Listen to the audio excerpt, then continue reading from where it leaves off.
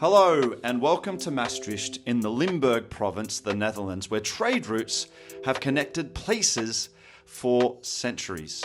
Today we're exploring how local economies continue finding new pathways at the OECD Global Forum on Local Development. I'm Shane McLaughlin from the OECD Centre for Entrepreneurship, SMEs, Regions and Cities, and we're going to explore the OECD Local Data Walk. It's called Places on the Move, Pathways for Local Economies. Let's go. So you can use this narration to help you along the way in the OECD Local Data Walk. You've officially entered the only OECD event where walking around counts as stakeholder engagement. Today we're going to go through a journey regarding local economies. There's no hiking boots required, no step counts or targets, and thankfully no OECD working papers waiting at the end. But a little word of warning, and you may have noticed there's going to be a lot of metaphorical references on our journey together. So please move at your own pace. OECD analysis supports both fast movers and reflective walkers, so you can stop and start this narration whenever you like. So as places navigate demographic change, the technology revolution and AI, skill shortages, the green transition and shifting trade patterns, local economies are on the move. And today, you are too.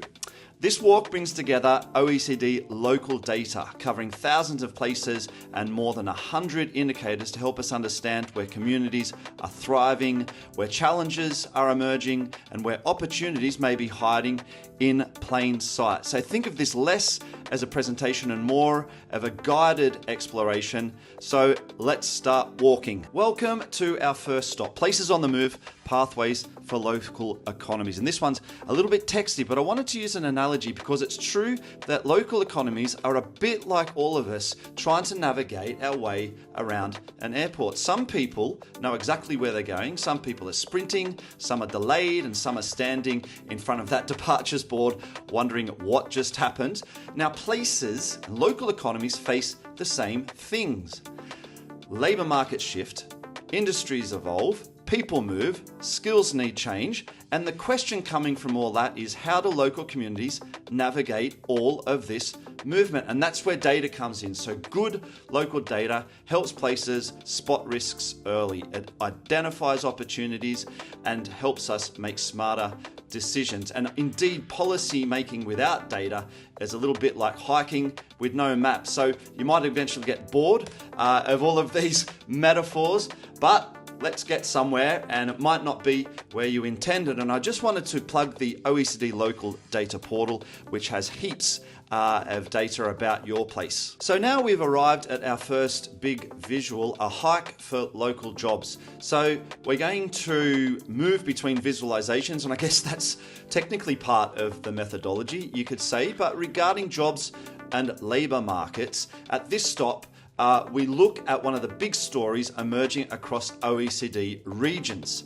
and that is that many places face labour shortages while populations age. Now, this creates a slightly unusual situation. In some places, we need more workers while having fewer workers available. Economists call this a challenge, and if you're a parent, you might call this a normal day. But the question here, and what we're encouraging you to do during this walk, is to grab your pen and post on the boards on the left side or the right side, wherever that is, opposite the visuals.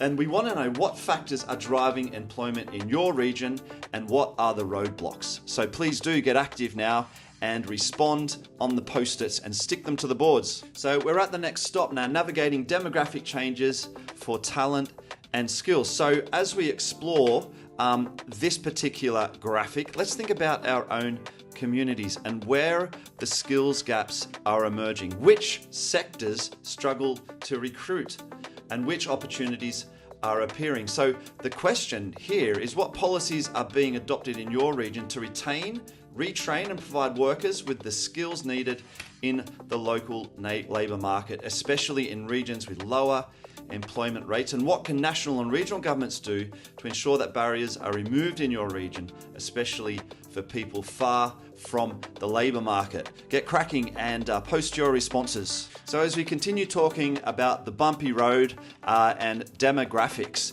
there's a great book called Shrinking Smartly and Sustainably. That's a recent one from the OECD, and that's where this particular chart comes from. Just to say as well, congratulations, you are clearly oozing stamina as you've reached the next indicator. But looking at demographic change, I mean, many places are indeed growing older, some are shrinking, others are attracting people and talent, but I guess all of these demographics and situations and factors sound quite technical, but it really is, at the end of the day, a story about people, places, and firms. It's about schools, it's about housing, services, workers, and families. And yes, whether you're the local football club trying to get enough players, or a school trying to get enough teachers, or a hospital trying to get enough trained medical staff, these trends shape everything. So take your time, have a look at the questions here about policies being adopted in your region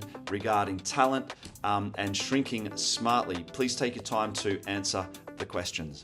So don't feel any pressure, but you are indeed standing inside several million rows of OECD data, and you've reached the halfway point. I'd just like to ask you to explore and reflect a little bit about what you've seen so far regarding skills and demography, and indeed the job and local employment situation, and share those reflections. What types of things surprised you? What patterns do you recognize and that relate to your place?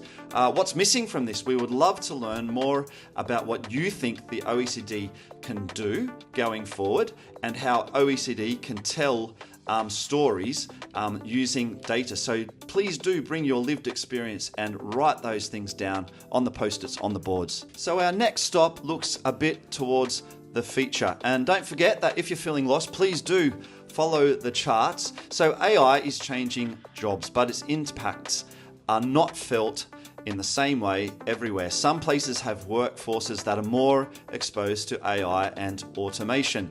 Others may benefit from new opportunities, and the future of work is really not arriving across different territories in an equal way. So the question becomes, how do places step forward rather than feel or go in the opposite direction and really being left behind? I guess you could say, and put it differently, and sorry for the next metaphor, who's walking confidently into the future and who still needs better shoes? So the question here is, how is AI redefining work in your region? What support is available for workers in adapting their skills in the response? So please do share your experiences using the post-its and the boards. So this stop is on bridging green gaps and comes from a recent OECD publication, Job Creation and Local Economic Development, in fact from a few years ago. So we're going to look at green task jobs. Not just people in hard hats standing next to wind turbines, but of course they're welcome too. But green task jobs are jobs where at least part of the work supports the green transition. That could mean cleaner energy, more efficient buildings, better transport, sustainable farming, circular economy work, or really adaptation of places to climate risks. So the key point is this: the green transition does not land in every place in the same way. And that's certainly a trend and a pattern that we're seeing on our OECD local data walk. So some local labour markets already have strong green task potential, and others really need more support and training, indeed, and investment to catch up. So as you look at this visual, ask yourself, where are the green opportunities in my place? And where are the skill gaps? And which places need a helping hand to make sure that the transition creates good local jobs, not just good headlines indeed, because going green should not mean leaving places behind. It really should be about helping them step forward. So the questions here to engage with are, what initiatives are being adopted in your region to boost the skills needed to respond to the green transition? What adjustment policies are being implemented or needed to help workers in carbon-intensive activities? So share your experience using the post-its and the boards. So we're moving on, and we're not too far from the end, looking now at detours and disruptions for global trade route, and really this is all about trying to uncover local opportunities. So trade indeed can feel global and very abstract and very far away. A lot's happening certainly in terms of trade right now. Containers, supply chains, tariffs, acronyms, people in suits saying resilience a lot is very much the trade situation globally, but indeed trade matters locally. It shapes jobs in towns, regions and cities. It affects SMEs, ports, logistics, manufacturing, services and local skills as well. So the big question on this one regarding global trade and local opportunities is, how do local places benefit from trade? Some places are already plugged in to global value chains, while others have the assets but need better connections and the skills and the investment. So this visual helps us to think about how global change creates local opportunity. And this is very OECD and on point because we've turned that into data. And as you explore this stop, think about what your place brings to the world and what needs to happen to bring the benefits from global trade connections. So do think about those questions regarding how trade, investment, geopolitical shocks are impacting jobs in your region and how your local economy is responding. As we move on, we're nearly there. This one is on community and the role of local identity and connection. And this one is really all about local resilience, because local development isn't only about growth, it's about whether places can adapt. Can communities respond to shocks? Can they recover? Can they reinvent themselves? So really, resilience is not standing still. It's a movement, just like us on our local data walk.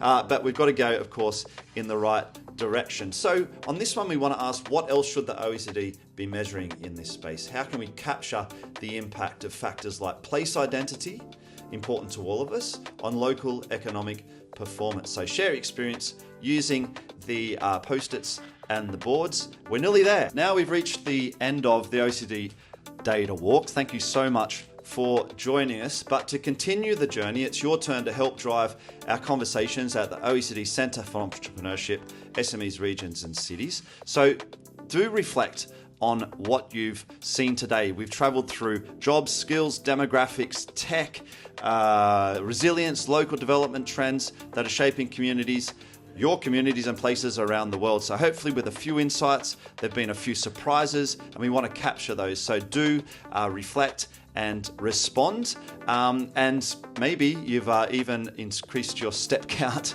for the day. So do continue exploring, discussing and sharing these ideas. Have a great OECD Global Forum on Local Development. A little footnote is that this exhibit contains 0 pie charts and none were harmed in the making, which is a great thing. Do check out our OECD local data portal and all of the publications that you can scan on the OECD Local Data Walk. Thank you for joining us and have a great forum.